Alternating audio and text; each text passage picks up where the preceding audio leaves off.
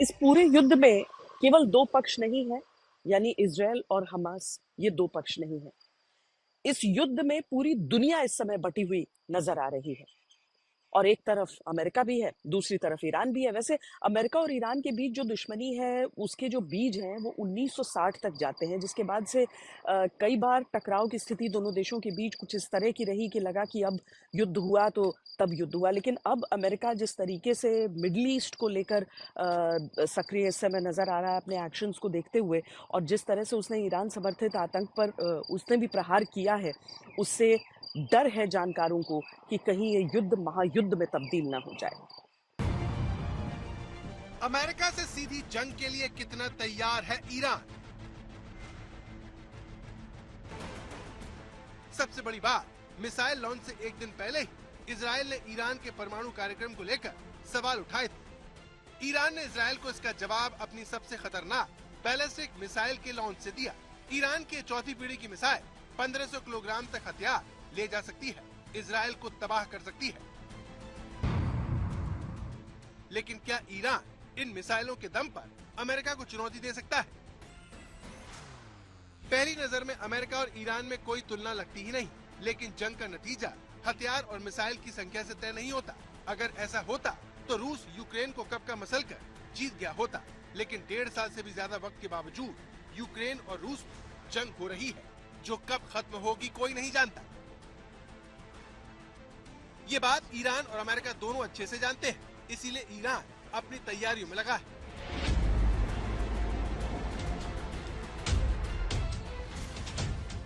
आपकी TV screen पर Iran की तैयारियों का वीडियो है, जिसमें ईरान के सैनिक युद्धाभ्यास कर रहे हैं।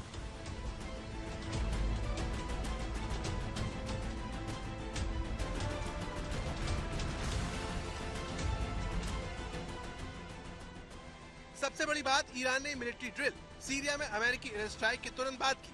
जिस तरह अमेरिका ने अपनी हवाई ताकत दिखाई, तो ईरान ने भी अपने 200 लड़ाकू हेलीकॉप्टर इस ड्रिल में उतार डाले। सभी राज्यों से सैनिक बुलाकर कह दिया कि वो दबने वाला नहीं है। यही बताने के लिए ईरान ने ये मिलिट्री ड्रिल की, जिसमें बड़े पैमाने पर उसके टैंक देखे गए। ईरान ने वो सब कुछ किया जिसके आधार पर वो कह सके कि उससे उलझने की भूल अमेरिका ना करे। 7 तारीख को जब हमास के आतंकियों ने इजराइल पर हमला किया, जब लोगों को बंधक बनाकर वो गाजा पट्टी की तरफ ले गए, जब नरसंहार को अंजाम दिया, उसके बाद से इजराइल ने एक ऐसे पलटवार की शुरुआत की कि गाजा में सब त्राहिमाम कर रहे हैं। वहां पर एक के बाद एक हजारों बम बरसाए गए हैं। सवाल दुनिया में अलग अलग खेमों में उठ रहे हैं, लेकिन सबसे बड़ा सवाल जो इस युद्ध को लेकर उठ रहा है वो ये कि क्या इजराइल बनाम हमास जो जंग है उसमें अमेरिका बनाम ईरान हो चुका है? तो क्या वाकई में मध्य पूर्व की लड़ाई इजराइल बनाम हमास से आगे बढ़कर अमेरिका और ईरान में तब्दील होने जा रही है? क्या ईरान के लिए बेहतर नहीं होगा कि वो अपने समर्थक गुटों के जरिए इजराइल और अमेरिका पर हमले करता रहे? सबसे बड़ा सवाल, क्या बार बार चेतावनी और धमकी देने वाला ईरान वाकई अमेरिका के साथ युद्ध में उतरने के लिए सक्षम है? तेल अवीव से श्वेता सिंह के साथ आज तक ब्यूरो।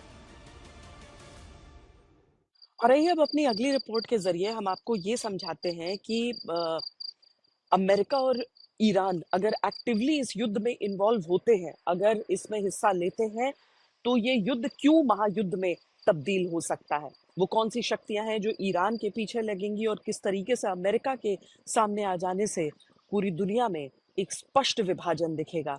तेल की कीमतों का क्या हाल हो जाएगा, क्यों ये युद्ध महाजंग नजर आएगा।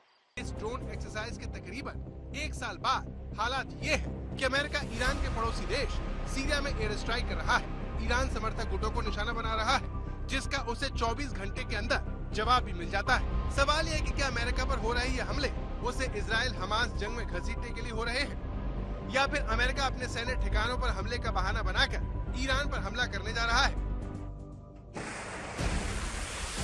जवाब कुछ भी हो, लेकिन ईरान और अमेरिका की तैयारी किसी से छिपी नहीं है। अमेरिका से मुकाबले के लिए ईरान अपने संसाधनों का एक बड़ा हिस्सा हथियार बनाने में बहा रहा है, क्योंकि उसे पता है कि अगर अमेरिका को मौका मिला तो वो उसे बर्बाद करके ही छोड़ेगा।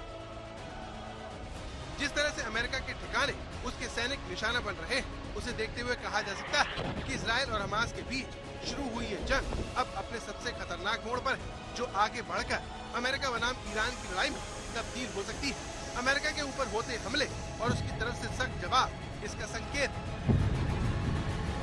ईरान की इस धमकी में दम है, क्योंकि मध्य पूर्व में अमेरिका के मिस्र, Israel, Jordan, Syria, Iraq, Saudi Arab, Kuwait, Bahrain, UAE, Qatar और ओमान में सैन्य ठिकाने हैं, जहां अमेरिकी सेना तैनात है, जिन पर हमला करने के लिए ईरान ने Lebanon, Syria, Iraq, Yemen, Gaza और बहरीन में आतंकवादियों का नेटवर्क खड़ा कर लिया है। ईरान कह रहा है कि उसे अपनी रक्षा करना आता है, तो वहीं 17 अक्टूबर से 26 अक्टूबर के बीच इराक में अमेरिकी सैनिकों पर 12 अलग अलग हमले हो चुके हैं। सीरिया में 4 बार अमेरिकी सेना को ड्रोन और रॉकेट से निशाना बनाया जा चुका है। सारी दुनिया इस बात को जानती है कि मिडिल ईस्ट में अमेरिका के हितों और खासकर इजराइल को निशाना बनाने के लिए ही ईरान ने आतंकी गुटों का एक पूरा नेटवर्क खड़ा किया है और उसी की एक कड़ी हमास भी है।